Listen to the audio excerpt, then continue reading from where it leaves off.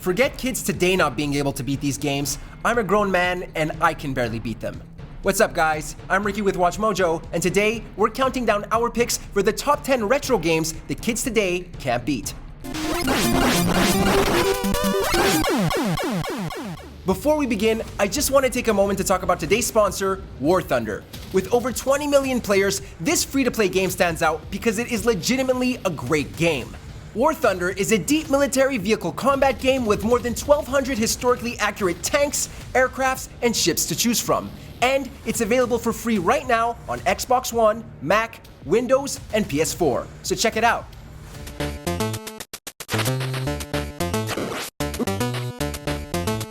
For this list, we looked at retro titles and ranked them based on how the gaming world has changed today, meaning that their potentially outdated design, brutal difficulty, and general lack of direction would be a tough sell for today's younger audiences.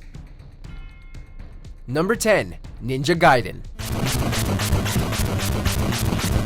Sneaking his way into our 10th spot, Ryu Hayabusa's first foray onto the NES caused many a young gamer's first rage quits thanks to its relentless enemies and ultra-demanding platforming.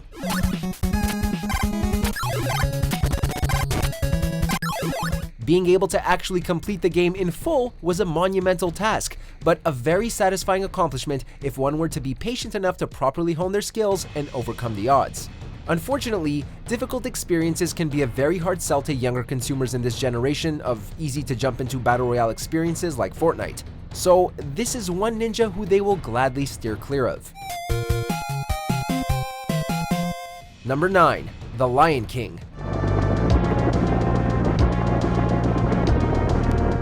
Everyone knows that Disney animated movies can easily transcend time and be enjoyed across multiple generations. The same cannot be said for this video game adaptation. Released in the heyday of side-scrolling platformers, it was actually a surprisingly good licensed product with everything gamers of the time enjoyed: tight, challenging platforming goodness. The peak of the game's difficulty spike was in the second level, as at the time, Disney ordered their licensed games to not be easily beatable in a rental period, a move that would supposedly get people to buy the game. And so anyways, that's why this level is so hard. Apologies to all the people who ever pulled out their hair on this, including myself.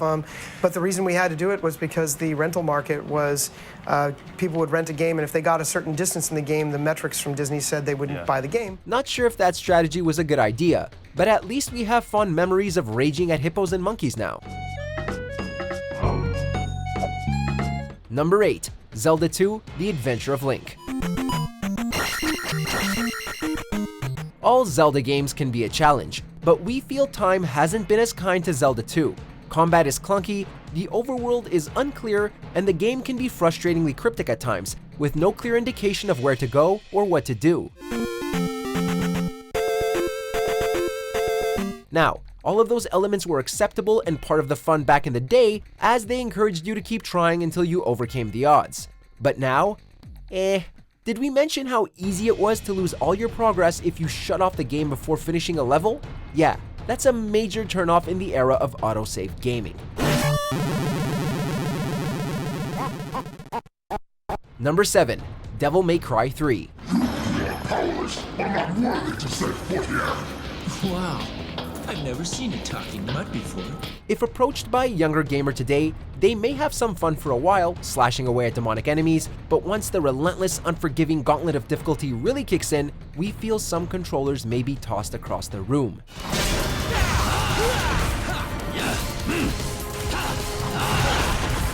There isn't a moment to let your guard down in Devil May Cry 3, with enemies constantly on the offensive and such a breakneck pace, pushing you from set piece to set piece can leave anyone's thumbs shaking with exhaustion.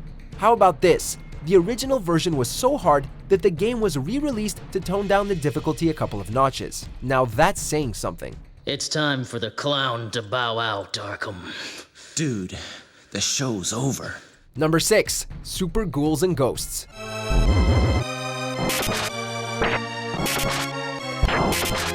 For the uninitiated, Ghouls and Ghosts can be easily summed up as a 2D Dark Souls from the early 90s, which is to say, prepare to die a lot. The SNES version upped the ante on an already near impossible NES predecessor with more enemies and faster paced gameplay thanks to the more powerful technology inside the console.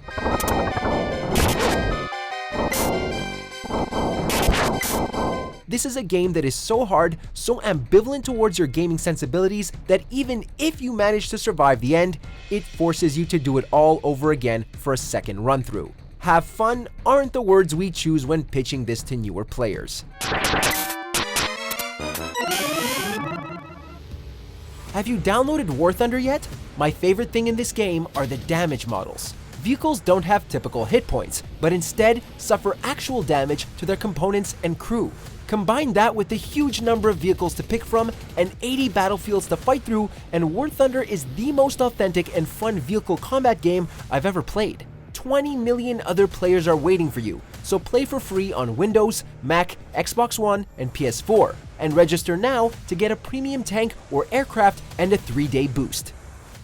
Number 5. Super Mario Bros. The Lost Levels.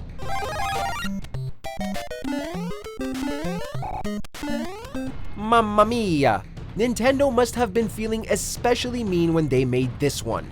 The term unforgiving is rarely associated with a Mario game, but this sequel of the first game was just way too hardcore. Nintendo of America thought so too, which is why they gave us this Super Mario Bros. 2 instead of this Super Mario Bros. 2 as Japan had gotten. Enemies are more plentiful and significantly tougher, the jumps you need to make are enough for Evel Knievel to blush, and that's not to mention that there are some moments in the game that toe the line on borderline unfair. Mario is for kids? Yeah. Let the youngins of today take a tour through this iteration of the Mushroom Kingdom, and we'll see about that. Number 4. Mega Man.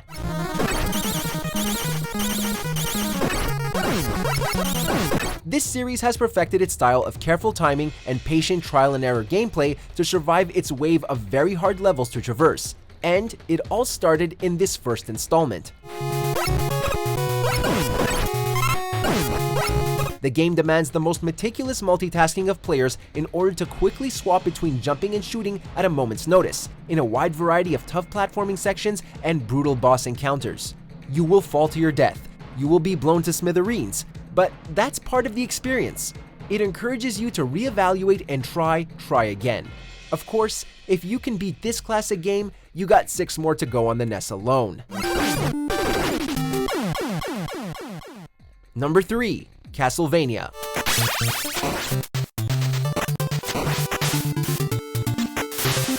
Another iconic series from the NES era, Castlevania is regarded by many older gamers as the pinnacle of 8-bit side-scrolling action entertainment. But once again, and all together now, it's very, very hard. Danger lurks around every corner and crevice of this world, with enemies flying at you left and right non-stop. This isn't even mentioning the stiff jumping controls, which don't do you any favors when trying to perform those tricky jumps between platforms. All while those aforementioned enemies are still attacking you. Especially those goddamn Medusa heads. Gamers who grew up with it are fully aware of how hard it is, but newer audiences may write it off as just cheap. Number 2. Contra. As a lone commando operative, or 2 if you have a friend, which we highly recommend you bring along, you'll stand toe-to-toe with some of the most diabolical extraterrestrial encounters in gaming. Shooting aliens in the face? That's standard protocol for gamers, right? Sure, but try that with one-hit kills, a screen consistently overflowing with projectiles to dodge, and the absolutely mandatory Konami code for extra lives.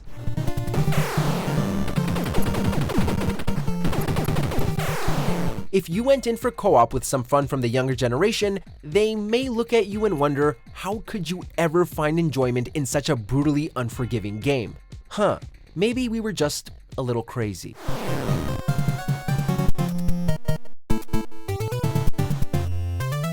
Number 1. Battletoads.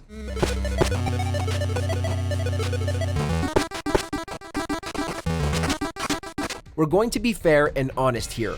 We don't expect kids today to beat Battletoads because we couldn't even beat Battletoads. Many a gamer got to the infamous tunnel sequence and just called it quits in a fit of unparalleled rage. Many gamers also accidentally beat the snot out of their partner thanks to the friendly fire and the level restarting if just one player died. Why was this even in the game?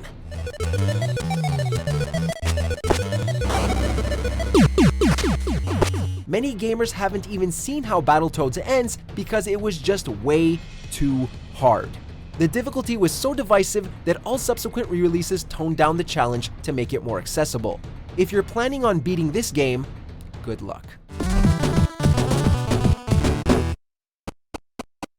Just reading this list filled me with anxiety and rage. But how about you guys? Let us know down in the comments which one of these games had you pulling your hair out, and if you like this video, be sure to like and subscribe to WatchMojo.